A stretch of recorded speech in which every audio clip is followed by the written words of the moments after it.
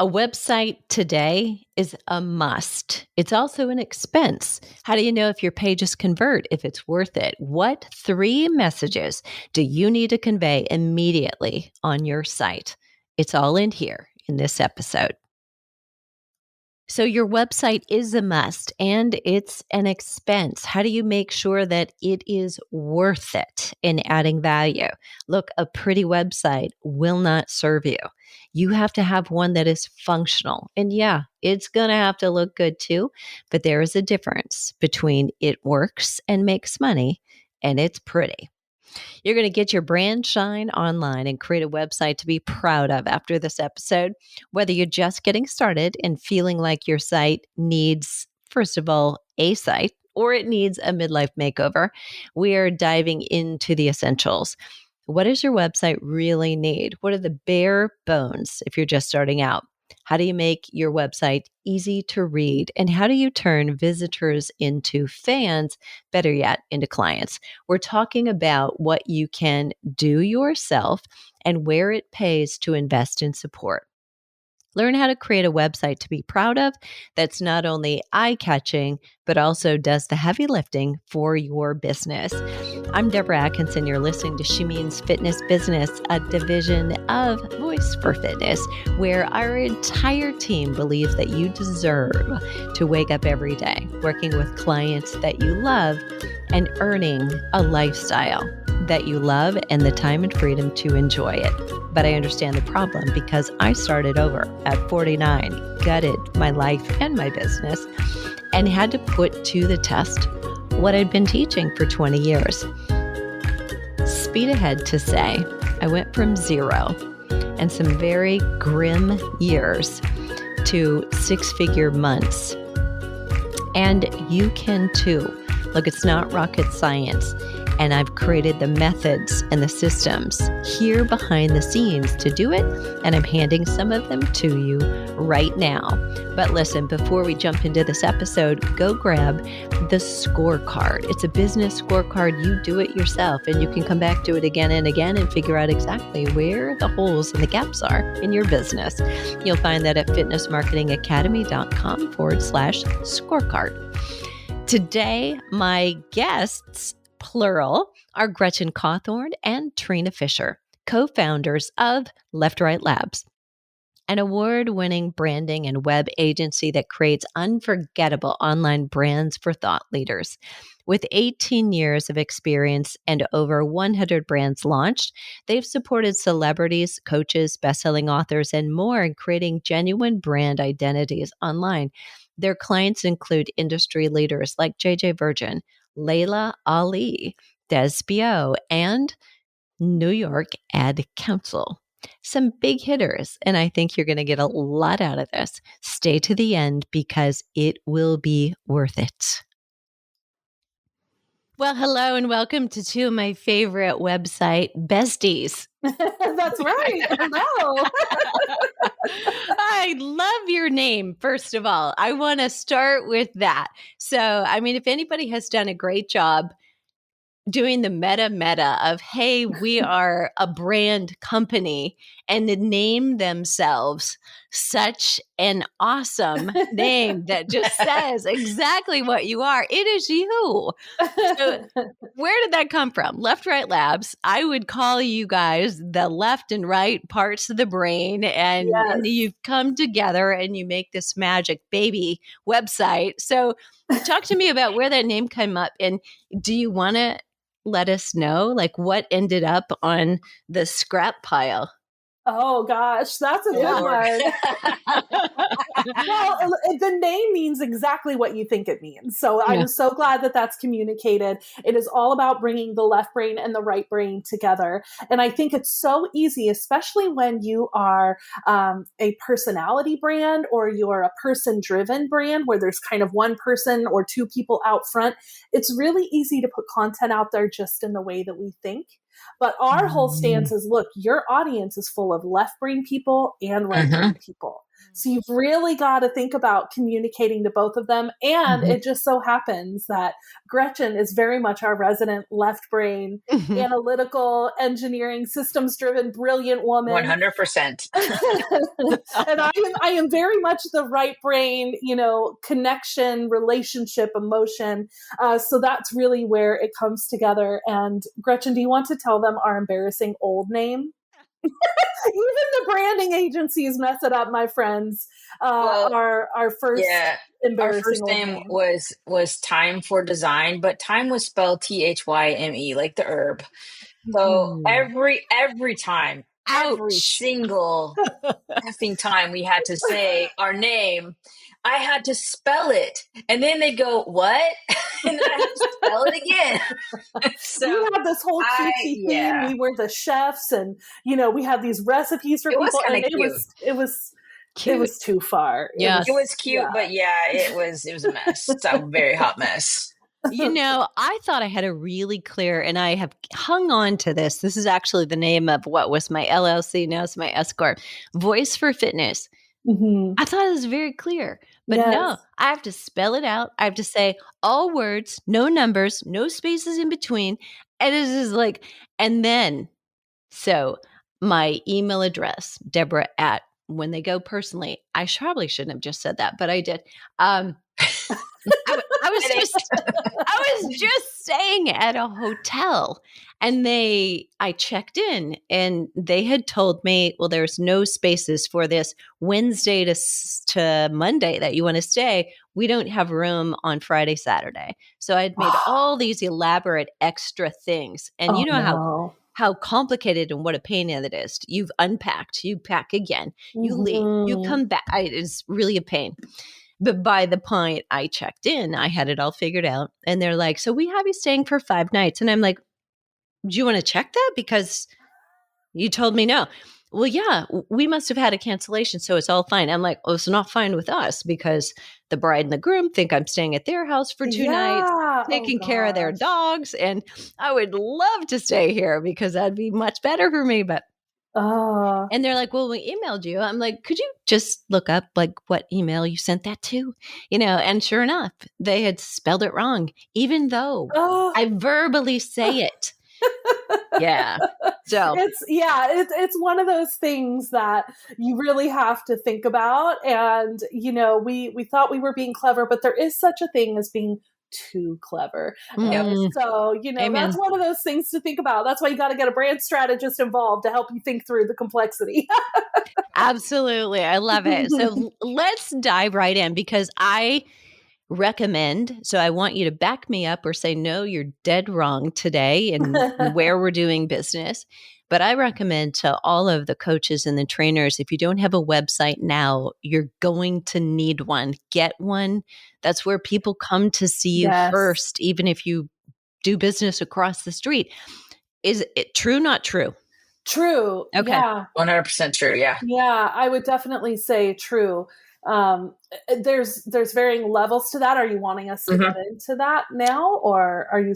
What would be like somebody who is just like, number one, I'm overwhelmed by all the things I need to do. Yeah. I know I need a website. I'm hearing you say this, but I have no idea where to start. What are the bare bones that I've got to have to just even, okay, now I can play?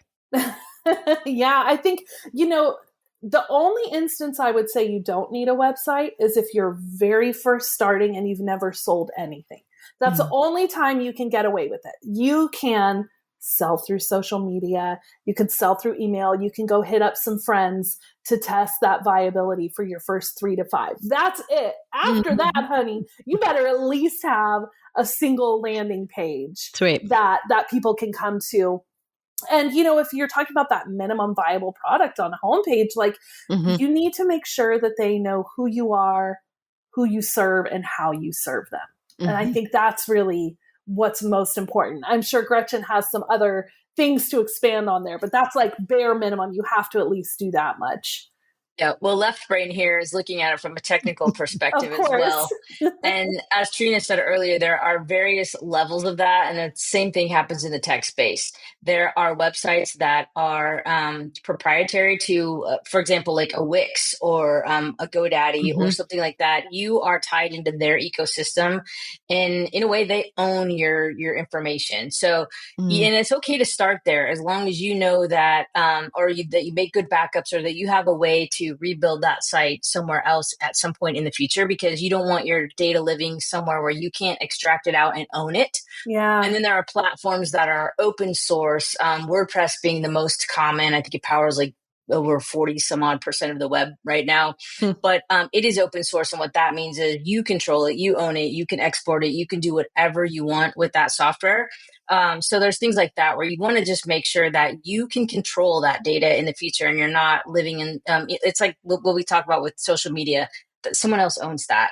Yeah. They could wipe out your account tomorrow and you have to start over. Whereas if you own your like a WordPress site or you own your website in some capacity, they can't really touch it. You should have good backups because hosting can, there can be problems and there can be issues with updates. But as long as you own that data, you're rock solid. Question. So, at one point I was convinced that a custom website was a better bet because WordPress didn't allow me to do some certain things. But this, of course, is the custom website builder who convinced me of this. And so I went that route, probably long before I could afford to go that route. But I thought, there's always gambles in business, and there are certain things that you have to say, this is an educated guess that I'm gambling in the right direction. And so I did it. And then it's kind of like getting married to the wrong person and staying married to them because you're making that decision over and over again. Yeah. And I kept digging in my heels saying, this is going to work. I'm going to make this work. I'm going to make this work, until I didn't. Talk to me about custom sites, because I think somebody listening here may be in a position where they're feeling vulnerable and they hear custom site is so much better because they don't have any way to make that decision themselves. Help us out. Yep. I probably will be a little too techy with my answer, and Trina can smooth it out in a minute. But what the situation you're talking about is, they probably had their own custom platform that very few people outside of their company knew how to manage or maintain, including me. That's problematic. When we work with, we create custom websites, but we create it on a WordPress platform, or we go and we create it on a Shopify platform. We create it on platforms that exist, that if I were to be hit by a bus tomorrow, some other developer could come in and figure out how that site was built, and they could continue and carry on and maintain it. That's the difference between custom, like a custom platform, versus a proprietary platform with a custom design on top of it. Yeah, and proprietary, I think, is where the real concern is. And look, we could go that route with our clients if we wanted to, but we will not do that, because that is not actually thinking about the best thing for our client in the long run. Like, as much as we want to retain our clients forever and ever, they should be able to say toodaloo anytime they want and still run their business seamlessly. If your team, if the team you choose to work with is not thinking long-term for you in that way, you need to run the other direction, because like you said, otherwise, if it is a proprietary platform, you're stuck with only those people, and who knows how long they'll be around. So you want to make sure it's something that, like Gretchen said, where the foundation is flexible, that other developers all know how to work with it, but then you're taking that foundation and customizing it for the way you want to grow. That's the kind of customization that you want to lean into. Perfect. Yep. And I would also add that there are two things you need to know in your business, and you need to own. You need to own your domain name. I can't tell you how many clients we have run into where I'm like, okay, so where's your domain name hosted? And they're like, I don't know. And we have to dig and dig and dig and dig and find out their previous web host or previous web developer from like 10 years ago still has control of that domain. And we've had situations like that. And then the second thing is your web hosting. You should control your web hosting. You should have your own, or have a good relationship with whoever is hosting it. They should not have, and you should be able to access and remove your site or migrate your site without their input if you need to. There's a lot of times where, and most of your web hosting companies, like your SiteGrounds, your WP Engines, those places like that, if you have an account there, then you are in control. But if someone else has that account and they're just like, they give you a tiny little bit of access to it, that's a red flag. You need to be able to have full access to your hosting, and that's the same place that where you pay the bill. So if you're paying the bill to SiteGround, then you should have access to everything on SiteGround. Very good. I'm not promoting SiteGround. That's just an example. Yeah. Perfect. Okay. So you talked about some crucial components, that somebody needs to land at your website, which is like landing at your house, and they need to know who you are, who you serve, and how you help them. Is that to you one and the same as far as crucial web components for somebody who's just getting started? Or are there specific pages and things that they also need to be looking at to go deeper beyond that messaging? I would say it doesn't even have to be thought of in pages. If you're somebody who's like, hey, I can only afford to do a 1-page website, all right, you can accomplish what you need. So yes, it's who you are, who you serve, and how you serve them. But the how you serve them is, what are the actual services you offer? So services could be a page, or it could just be a section, but what the heck are you actually doing for your end client? How are you training them? How are you helping them? What are your packages? They need to be able to see that. And the more you have that simplified and spelled out cleanly for them, the easier it is for them to say yes to you. You also want to have some proof points, things that are going to make them trust you. Yep. So, whether that's certifications of training that you've had, maybe you've gone through trainings with Deborah or through a different association, and you want to have those in there of proof of your education. But the biggest thing is get testimonials all over that website. Like, and if you're somebody who has a website with multiple pages, I want to see testimonials on every single page. Like, there's a way to weave it into everything you have, because that's the proof that you've got the goods. And so that's what we really want to highlight. And then letting them know who you are. If they're working with you and through your training or one-on-one or through a program you're offering, they want to know who you are and do they like you. So, if you're really brave, you can take it to the next level and actually record a video, like a welcome video about yourself. So those are things that are going to build trust, tell them who you are, why you love to serve them, and how you're serving them.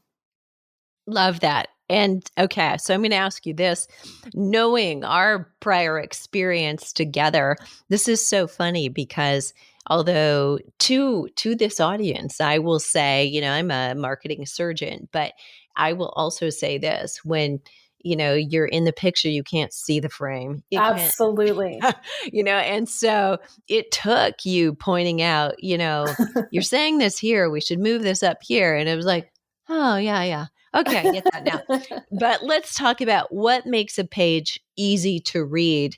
And I maybe elaborate on that in the way that makes a prospective client or customer feel like they're in the right place, or hell no, it's not right for me, and we don't actually want them there. Yes. I'll talk about this from a visual perspective, and then I know Gretchen has more of like kind of how to make it easy for them to interact with it. On the visual side, first of all, just make it visually pleasing. Like, if you are trying to shove 10,000 words on a single page and you don't have any pictures, who's going to read that? I don't have time to read that. Do you have time to read that? No. I don't have the attention span. 100%, right? So you gotta think about, okay, this person could be checking this page in between meetings. They could have kids pulling on them. Someone's hollering at them to make dinner. Like, you've got to build it in sections that are easy to digest and make it visually appealing. And one of the easiest ways you can do that from a visual perspective is making sure you have a font hierarchy. So what is the biggest font that signifies headlines? And then you have a medium-sized font that signifies subheads. And then you have a smaller font that signifies your body copy. that sounds like, why does that matter? But it tells them where their attention should go.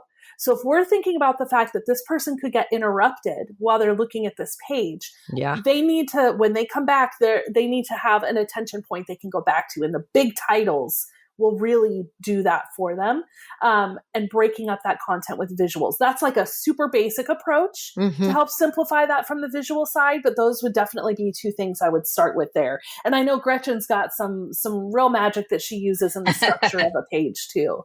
Yeah, so I'm going to come at it from an engagement perspective, because that's what you want that person to do, is engage with your page. And the first thing that jumps out is the copy has to be good. And Deborah, you were very good at this. Yes. We had very little copy editing to work with when we worked with you, because you have a course on that. You know what you're doing. Every once in a while, I'd be like, hey, why don't we use this sentence and flip this headline and things like that. But it was such minor tweaks. But that's so important to have good copy and stuff that resonates, and using words that your audience is using to describe their problems, using those exact words, that gets their attention. So once we have their attention, we want them to scroll down the page. And the main thing I tell people is, let's make sure that those headlines tell a story as they go down the page. On their own. Yeah, they stand alone. Copy. Because you've got people who, and also the shorter the headline, the better, because a lot of people are looking at this on their mobile phones. And they're quickly like swiping through, like, don't want to spend any more time on this? And they're scanning and they're catching those headlines. And if they're short enough, as they're scrolling, they're going to catch their brain has enough time to process exactly what that headline says. And they can keep going. And that's telling the story, and that's drawing them in the more they scroll. So I want to make sure that they do that. And we also want to, like I said, keeping it short.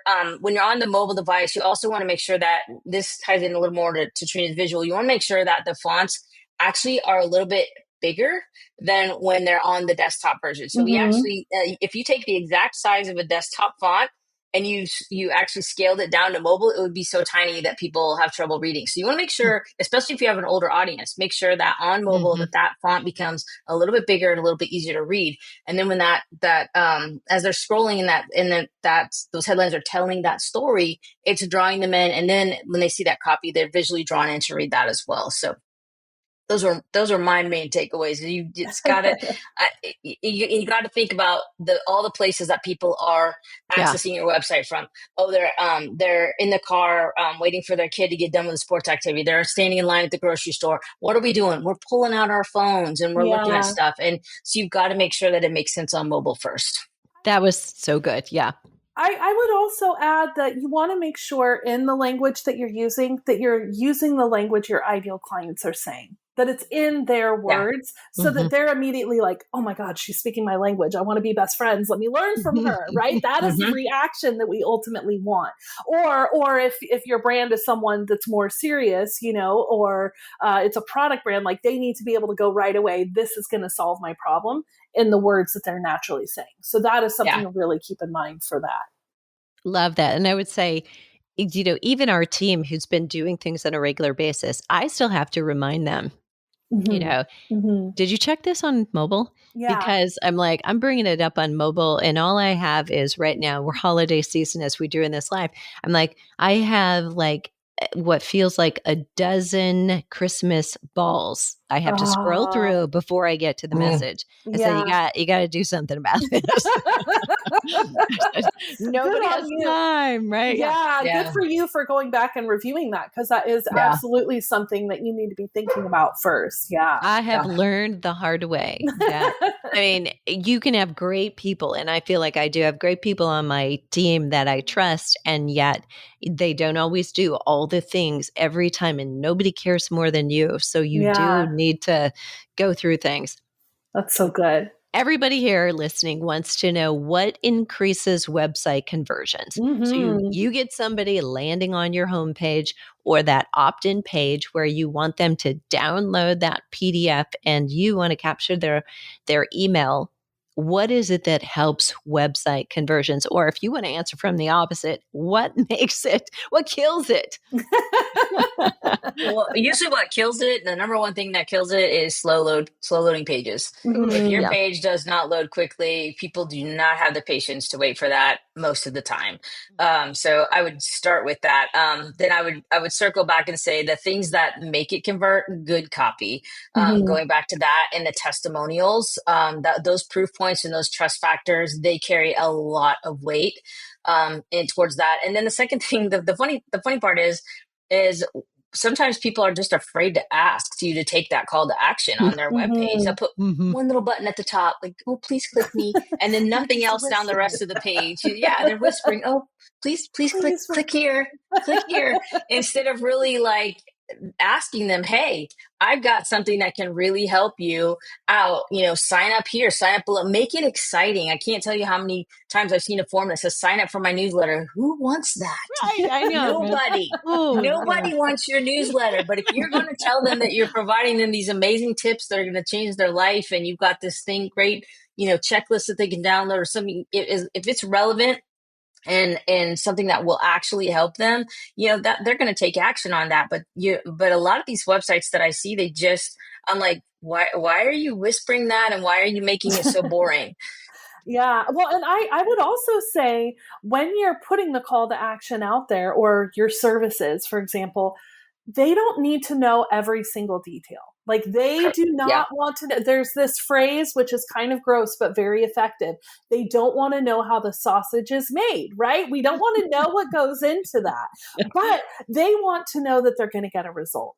So you really need to be thinking about, when you're putting your information out there, what are they struggling with right now, and acknowledge that. And where are they trying to go, and point out the fact that you or your program or your product is going to bring them that answer. Because when we try to tell them all the details in the middle, they fall asleep, they get confused, and then they don't make a decision. So, before I got into the web world, I used to work in telephone sales.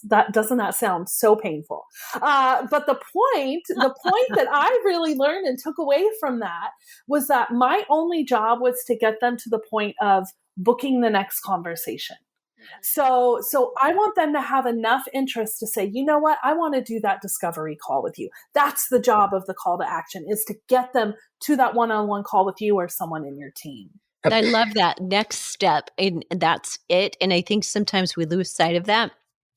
Somebody recently said this to me in a different context, but they said that this is just a conversation about a conversation. Yes. Like, the first thing you're going to do is not try to sell them. You're going to say, let's get together if this sounds good, and see if this is a good fit for where you are right now. That's it. Yeah. So good.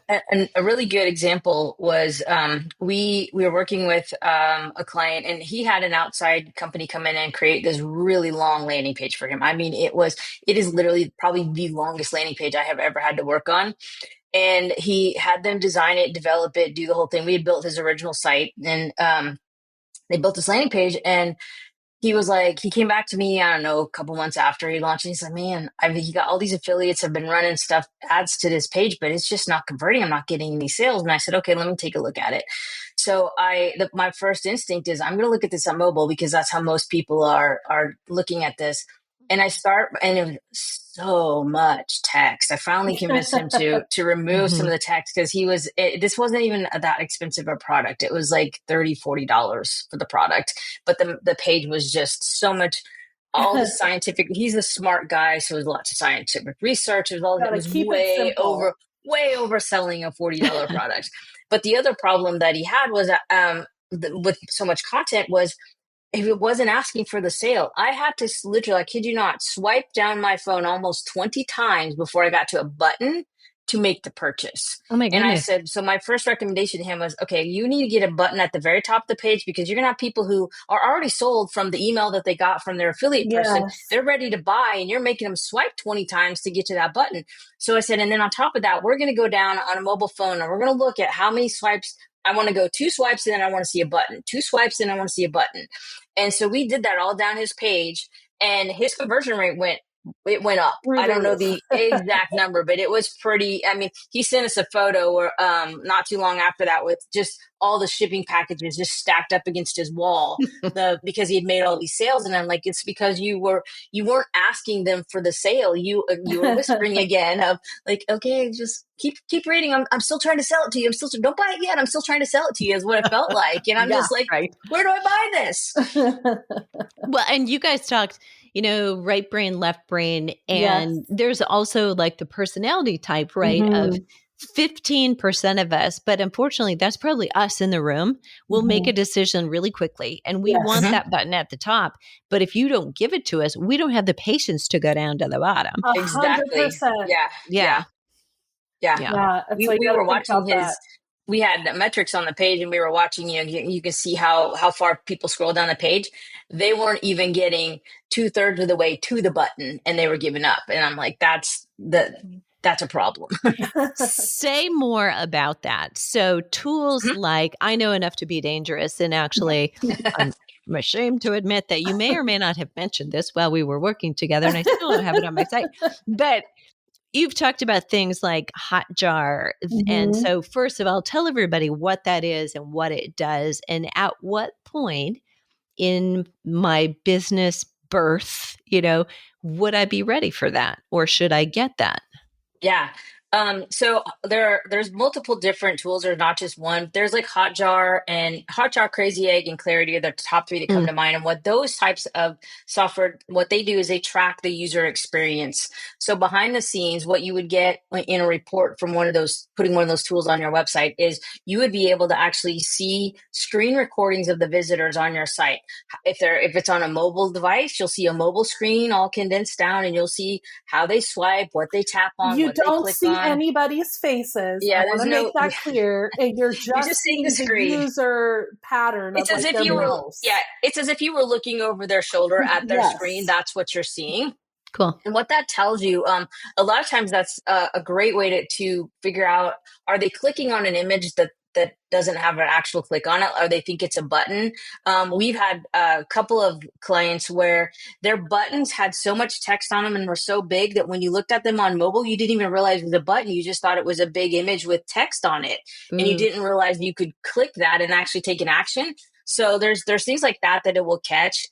It will also help you just see where there's frustration clicks, like they keep tapping something and nothing's happening, like it's a dead link, or or some tech issue that's not working. But you can also see like the flow of their entire process. You think, oh, they're going to land on my homepage and they're going to click here, and this is how they're going to get to my product page. And you see them not going in that direction. You see them going up here and looking at your menu and then getting confused and then leaving the site and things. So it's really interesting to take all that aggregated data and look at that. And another thing that those tools can do is they can show you, it's a heat map. And basically, how far down the page are people scrolling, and where exactly are they clicking? So if they're trying to get to your shop, for example, are they scrolling down and clicking on the shop section on your homepage, or are they clicking the shop link in the navigation, or how does that work? So it you shows get a lot which of sections of the page are most popular, and it will really help you make changes to the order things need to go in, or how quickly someone needs to be able to find information. So that's the way you apply what you learn from those tools. Yeah. So it's a way to enhance your site, because your site is a living, breathing thing. It's not like you build the site and you walk away and say, I did it, it's great, awesome, never touch it again. Because the web changes, the devices that we view the web on change constantly. So it's always good to go and check those metrics every so often and figure out, what do I need to tweak on my site? Am I confusing my users? And some of these tools are now including some AI components that will summarize that for you. Because who wants to sit down and watch 200 videos of clients clicking on your website? It's not that exciting. I've done it.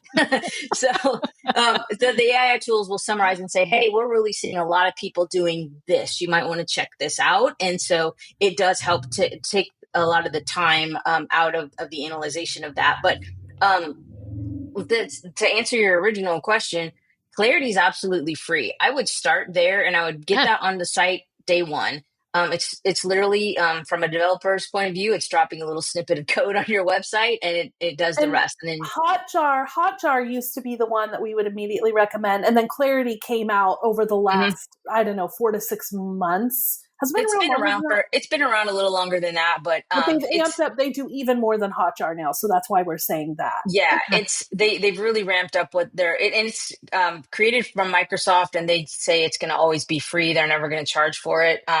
So I'm taking their word with a grain of salt, but for right now, it is free, and it has so far been very good at helping us analyze client data for sure. There's also Crazy Egg is another one. It's also a paid version. Where you might want to go paid versus free is in some cases, those paid versions will let you go a little bit deeper if you have a very complex website where you need to show like a chain of events happening, like they click here and then they go here, here, here, here, and then they get to the checkout kind of thing. If you need to really track a lot of stuff like that, you might need a higher level paid version of that. But for most people, Clarity catches all of the really important stuff that is causing friction on the page. You don't want friction between where they're at and where they're going next, because then they just get frustrated and leave. I would also say one other tool you might want to add that's not like a tracking tool, but get a Facebook pixel on your site as soon as you can. Even if you don't think you're going to be doing ads or anything anytime soon. What a Facebook pixel does is, if you have ever been on a website, I'm going to use myself as an example. I love shoes. So let's say I am on a shoe website and I'm looking at these gorgeous heels, but I didn't buy them. I go off and I go onto Facebook sometime later. All of a sudden I'm getting ads on Facebook from this company whose shoes I was looking at. Well, it's basically like helping follow your interests and put that in front of you.